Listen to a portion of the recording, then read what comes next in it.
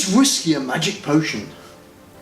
Well, according to a 7th century Scottish manuscript, whiskey will heal wounds, polish brass, sharpen the wits, make a sad man happy, preserve youth, help women to conceive, make good wine out of stale, and much, much more.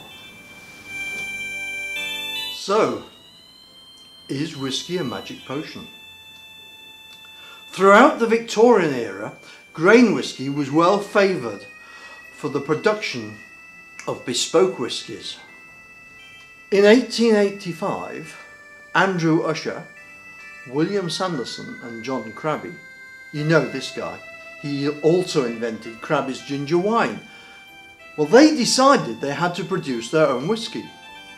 So they bought a 10-acre pig farm to the west of Edinburgh to build their own distillery.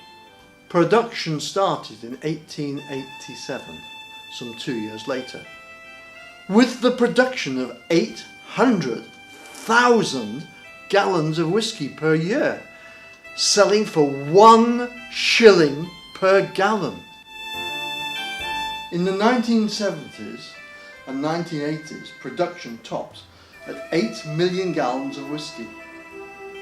In 1989, they realised that they were not able to sell all of the whiskey and that they had produced, and the distillery was closed.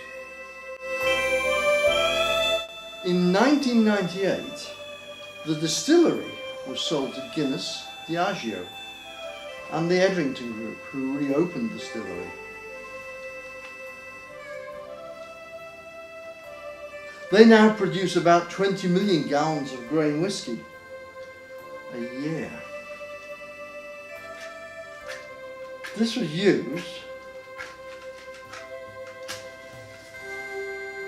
used mainly in all the Johnny Walker blends, as well as Smirnoff Vodka.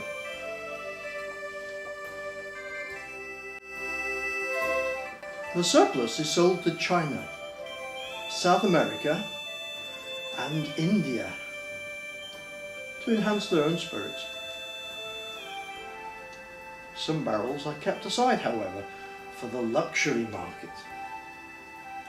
And several well-aged North British grains have been enjoyed by the few that can afford it.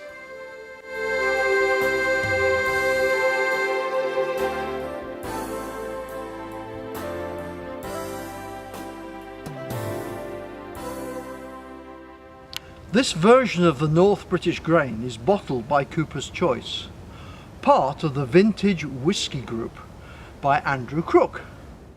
It is a 26-year-old distilled in 1991, creating about 300 bottles. It has a wonderful nose of wildflowers, followed by a hearty malt, oat and caramel aroma. Its palate is heavy caramel, with notes of dried fruit and vanilla, and has a long flowery aftertaste with notes of licorice. And yes, this whiskey is definitely a magic potion.